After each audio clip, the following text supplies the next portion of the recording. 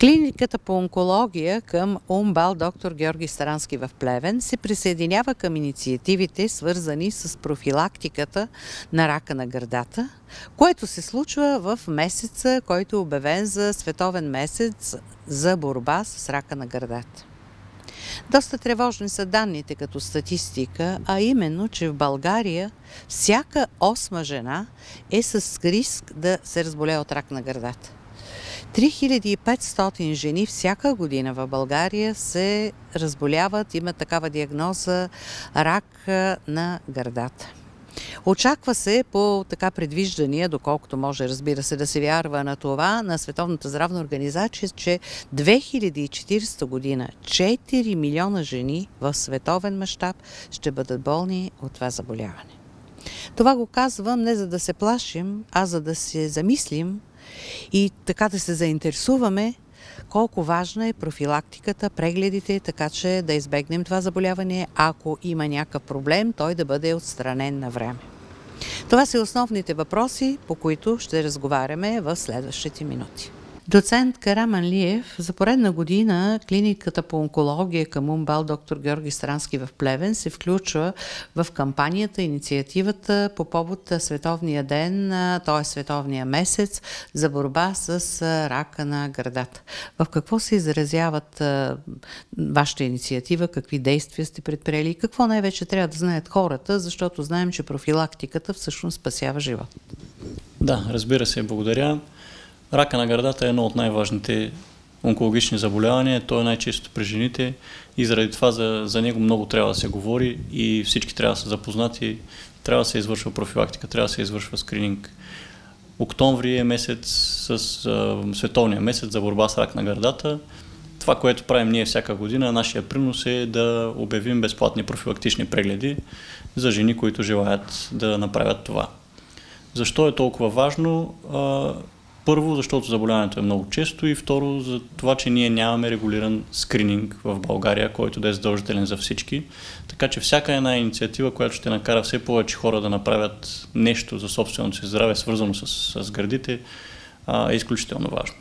Смятате ли, че ще има интерес, като все пак имате наблюдение от други години? Да, винаги има голям интерес. Обявявайки безплатните прегледи, часовете се запълват в рамките на няколко часа. Разбира се, пациентите, които се обаждат след това и не можем да поемем в тази инициатива, насочваме в следващия месец, намираме начини това да се случи, за да могат да се срещнат с нас и виждаме все повече и повече пациенти, което е добре. По този начин обхващаме по-голяма част от населението и можем да открием много по-ранни форми на заболяването, ако има такива. Това е цялата идея на профилактиката, да открием заболяването, когато то няма никакви симптоми и е в съвсем ранна фаза. Тогава и начините за лечение са по-лесни, по-евтини и за пациента резултатите са страхотни. Всъщност какво ще преглеждате на гърдите на жените? Фактически това ще е с апаратура, нали? Това, което ще правим в структурата на безплатните профилактични прегледи е клиничен преглед и преглед с ехограф, така наречената ехомамография. Допълнително изследване, което се прави в профилактиката е мамография, което няма да можем да предложим при всички пациенти, които са записали, но всички пациенти, които имат индикация, т.е. се налага да се направи това нещо, ще намерим начин как да го организираме, дали в същия ден, дали в някой от следващите дни. Достатъчно категоричен ли е огледа на млечната жлеза чрез ехографа, защото има и такива тези, че ехографа не показва кой знае какво? Оценката на млечните жлези трябва да се извършва комплексно, т.е. да използваме всички налични възможни методи. И има едно правило за трите най-важни неща, които трябва да се случат. Всеки преглед на жени след определена възраст включва клиничен преглед, ехография и мамография. Двата образни метода, ехография и мамография, е много хубаво да се комбинират. Всяко от тях си има своите предимства, всяко от тях си има своите недостатъци, неща, които могат да се виждат на мамограф, а да не се виждат на ехограф, неща, които пък се виждат само на ехография. Така че комбинацията от тези два метода води до най-добри резултати и най-голям процент на откриване на заболявания на гърдата. Какво трябва да знаят жените преди да решат да отидат да се прегледат, защото не можеш да ходиш през месец или през два? Едно от най-важните неща е самоизследването. Това се препоръчва от Световната здравна организация. Самоизследването е хубаво да се прави всеки месец или поне в рамките на 2 месеца един път. Кога трябва да се прави? Няколко дни след като завърши месечния цикъл, тогава тъканта на гърдите е с най-ниска плътност и ако има така наречените бучки, те са най-лесно да се напипат. Препоръчва се, разбира се, да започне първо с оглед. Жените да застанат пред огледалото и да огледат гърдите си за някакви асиметрии. Колкото по-добре ги познават, толкова ако се появи нещо, те ще забележат разликата. Препоръчва се опипването да става под душа с пръсти, които са насапонисани, за да могат да се парзалят върху кожата и ако има някакви твърди участъци, те да се напипат. Освен това се следи за подотини в подмишниците и изтичане на секрет от зърната. Четох, че има промяна, когато има такова заболяване и в кожата, във вида на кожата. Да, за съжаление, когато се случи промяна на кожата, това е доста късна диагноза. Това са тумори, които започват да засягат кожата, да я прояждат отвътре. Или тумори, при които се получава засягане на лимфните съдове в кожата и се получава отток на кожата с характерен изглед като портокалова кора. За съжаление, това са късни симптоми. Бихме се радвали много да откриваме всички пациенти преди това. Подмладява ли се рака на гърдата, заболяването? Със сигурност виждаме все повече пациенти, които са в по-млада възраст.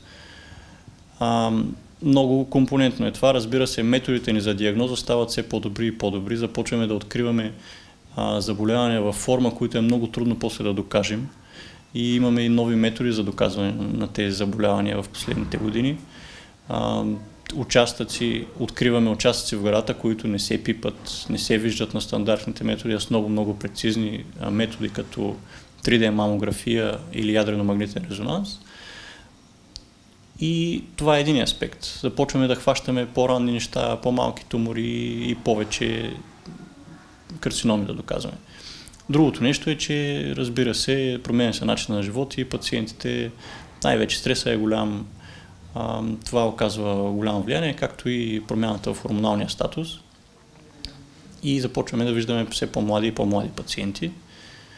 Пациентите най-често, които се срещат, са от порядъка на около 60-та година, но виждаме пациенти все по-често под 35 годишна възраст, което така никак не е хубаво и се стремим да полагаме максимално грижи за тях. Кои са симптомите на това заболяване? Знае ли сте за такива или то е като така тих убиец, ако не се хване на време? Най-честият симптом е напипване на бучка в гърдата. Симптоми, свързани общо с организма, са много късни, обикновено са свързани с далечни разсейки на заболяването. Стремим се да откриваме заболяванията много по-рано и заради това ни е необходим скрининг. Всички жени след определена възраст да посещават редовно лекари, които се занимават с тази патология. Каква е препоръката? Различните дружества в различните части на света препоръчват различни неща, но така общо между 18 и 25 годишна възраст трябва да започва всяка година жените да ходят на профилактични прегледи. Тогава прегледа включва клиничен преглед и ехография. Мамографията се добавя при рискови случаи или когато има някаква изявена патология или когато пациентите навършат 40-45 годишна възраст, се добавя и мамографията. Добре да кажем на хората, че не е всяка бучка, казано разговорно, което една жена би напипала при самата тя, когато се преглежда и наблюдава, задължително е рак, защото като напипаш това, вероятно и всеки, наистина се шашка. Да, разбира се. Затова сме ние, затова са модерните методи, затова са апаратите, за да се прави анализ на тези бучки. Има участъци, доброкачествени формации в гърдата, които също се презентират по този начин с бучка в гърдата. Има периоди, в които нормалната тъкан на гърдата става по-твърда в някои участъци и това изглежда като бучка. Това можем да го разграничим с методите на изследване и ние се радваме, че голяма част от тези жени, които идват при нас и са пипнали нещо в гърдата, ние можем да ги успокоим, да им кажем, че всичко е наред. Добре е жената да ражда в млада възраст, но напоследък жените раждат в доста по-късна възраст. Как това се отразява на тия образования? Както казах, нивата на хормоните са много важни и това е един от рисковите фактори. жени, които никога не са раждали и никога не са кърмили и имат по-висока честота на развитие на рак на гърдата, така че ние свързано с това заболяване стимулираме жените да раждат. Препоръките са първото раждане преди 30 годишна възраст. По този начин се намалява риска от развитие на рак на гърдата. Може би препоръка има да имат и повече от едно дете и да кърмят по възможност? Кърменето е това, което е важно. Не е намерена връзка между броя на децата и риска от рак на гърдата. Поне едно раждане и кърмене са неща, които намаляват риска от развитие на рак на гърдата. Никоя жена не иска да има менопауза, казано условно, разбира се, никоя. И това, което се пие от жените, не знам точно какви хормони са, се практикува и то не е изключение, за да казва се да се запазиш млада, да имаш съответно кондиция. Вярно ли е това и доколко това се отразява, защото менопаузата е нещо толкова естествено? Смяташе се в един момент, че контрацептивите и хормоналните препарати повишават риска от развитие на рак на гърдата. Това с съвременните изследвания на огромен брой пациенти се отхвърли, така че жените могат да бъдат спокойни и да приемат съответните препарати. Но колко влияе ранната менструация, цикъла при момичето? Това, което повишава риска от развитие на рак на гърдата е или много ранно наличие на първа менструация, т.е. под 10 години, или много късно първата менструация след 16-та година. Това са нещата, които са доказани като рискови фактори. Колко казахте първата, че не чух годините, извинете? Първата под 10, ако е. Или ако е дошъл първият цикъл, но или много рано, или много късно. Обикновено, когато срещнем хората на 30, 40, 50, 60 години, те не могат да си спомнят точно на колко години е бил първият цикъл, но ако има някаква голяма промяна с разлика с връстниците им, те си го спомнят и това е нещо, което имаме предвид. Естроген е важен, може би един от най-важните, за да предизвикват тези туморни образования. Ако се приема допълнително, не е ли опасно това? Това е един от допълнителните фактори, които спомогват за развитие на рак на гърдата. Самите нива на естрогените сами по себе си не предизвикват рак на гърдата, така че препаратите, хормоналните препарати няма проблем при съответните индикации, изписани от съответния специалист, могат да се приемат. Също, мислейки хората за естрогените, някой би казал, добре, давай да вземаме препарати, които да намаляват естрогена. Това също не е обосновано, няма да спомогне, няма да намали достатъчно честотата на рак на гърдата. Това, което е хубаво, е пациентите всички хора да живеят с по-малко стрес, да са по-спокойни, да редовно да посещават личните си лекари и специалисти, да не се страхуват от нас. Когато има нещо да се срещаме и идеята на всичките тези прегледи, ако се случи нещо, да се открие на време и да можем да помогнем. Какъв е позитива? Рака на гърдата, открит в началните стадии, когато е локализиран само в гърдата, е с 5 годишна преживяемост 99%, което е страхотно. Тоест от 100 пациенти, които диагностицираме, 99 от тях след 5 години ще бъдат живи, което е супер. Когато има засягане на лимфните възли в подмишницата, които са най-често лимфните възли, които са свързани с гърдата, тогава също резултати са много обнадеждаващи и 5 годишната преживяемост е от порядъка на 85%. По-лоша е преживяемостта, когато има при откриване на заболяването далечни разсейки, но тогава също колегите от медицинска онкология имат все по-добри и по-добри препарати и можем да помагаме тези хора да имат добро качество на живот и да удължим живота им колкото е възможно. Така че ранното откриване е най-важно. Едно ранно откриване, цялото лечение с рака на гърдата може да завърши с операция и някакъв тип малко допълнително лечение и пациентите после могат така почти да забравят за това заболяване и да ги проследяваме и всичко да е наред, да имат едно страхотно качество на живота. Това, което със сигурност се знае, че генетичната, т.е. семейната обремененост е един от, може би, най-рисковите фактори. Когато в рода дадена жена или пък млада жена, момиче, има болни роднини, майка там, баба, препоръчва ли се отстраняване на млечните жлези, защото знам, че имаше и такава теория, за да не го мислиш това постоянно?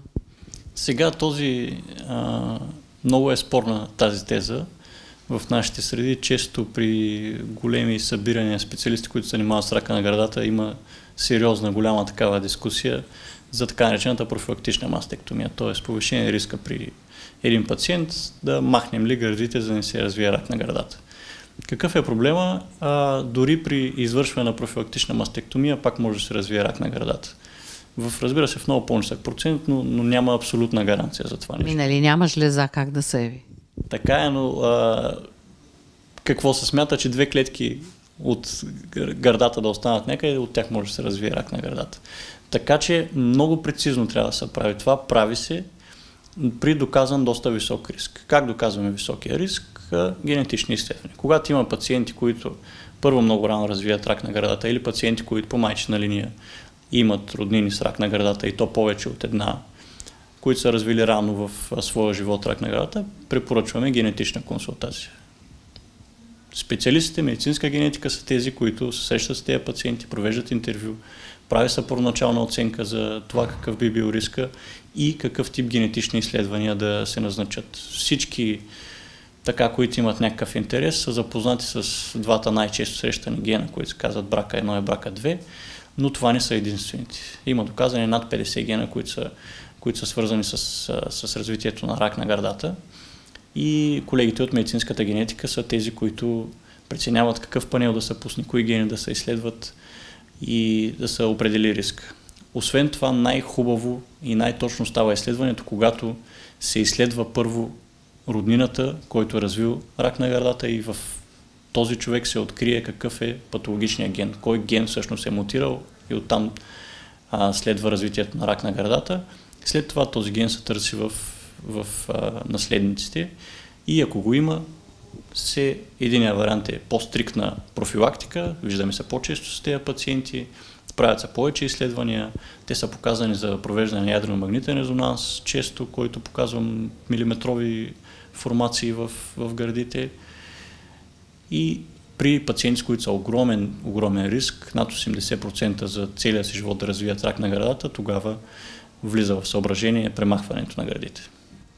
Нали има технологии, когато се наложи премахване на едната гърда при жената, тя по някакъв начин, чрез пластика, да бъде възстановена?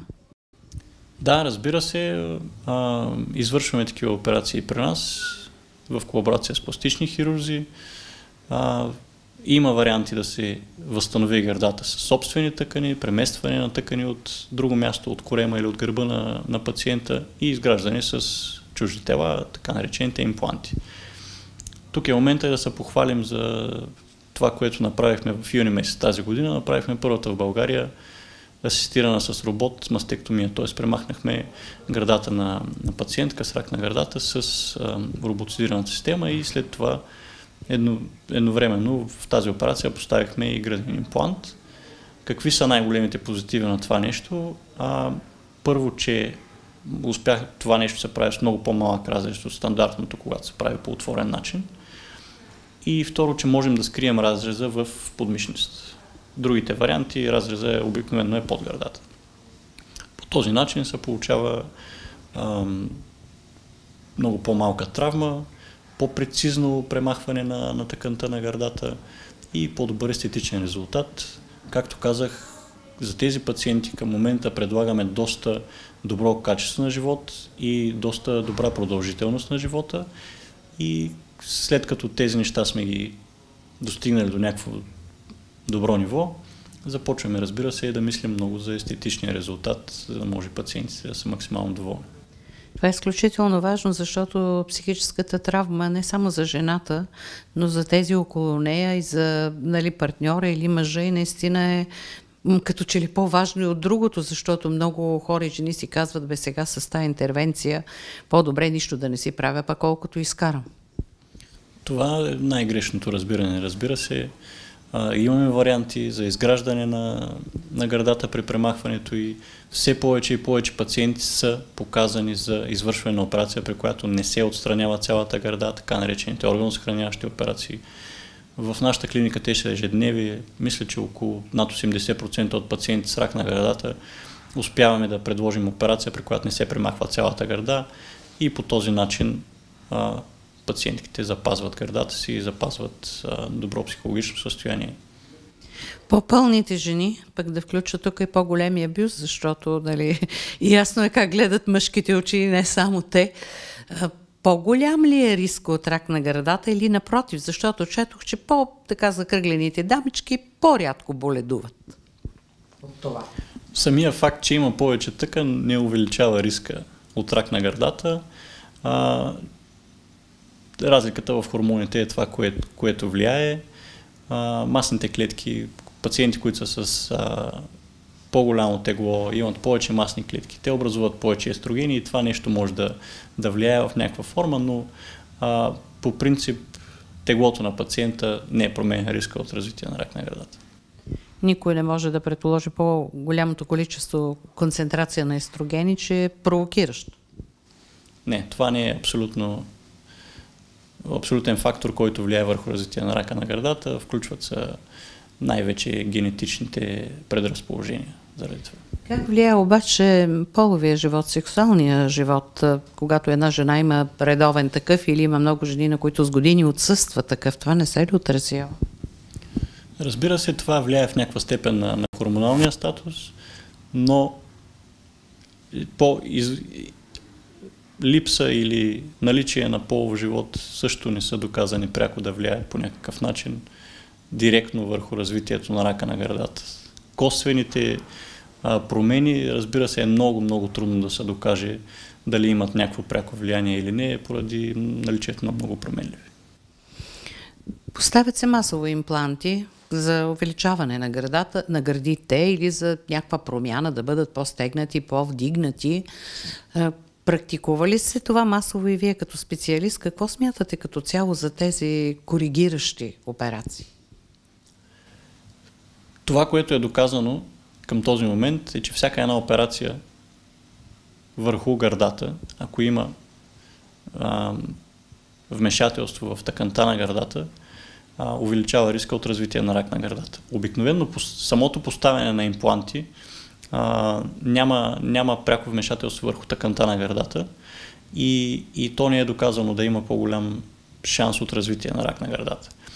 Операциите, които са с корекции за редуциране на бюста, там има промяна в тъканта на гърдата, но времето ще покаже, трябва да се натрупат все повече и повече пациенти, дали това ще повишава риск.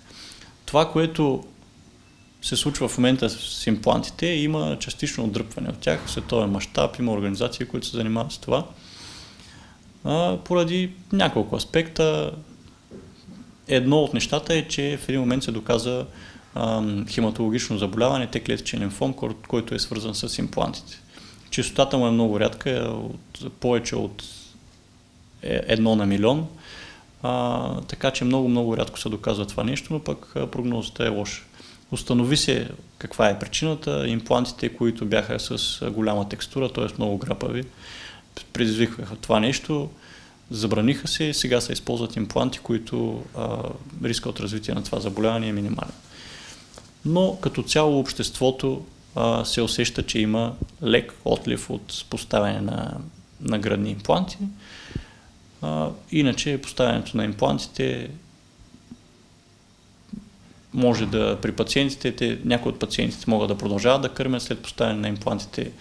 Някои пациенти могат да нямат никаква промяна в тъканта на гърдата и това нещо да не доведе до повишен риск. Как влияят противозачатъчните?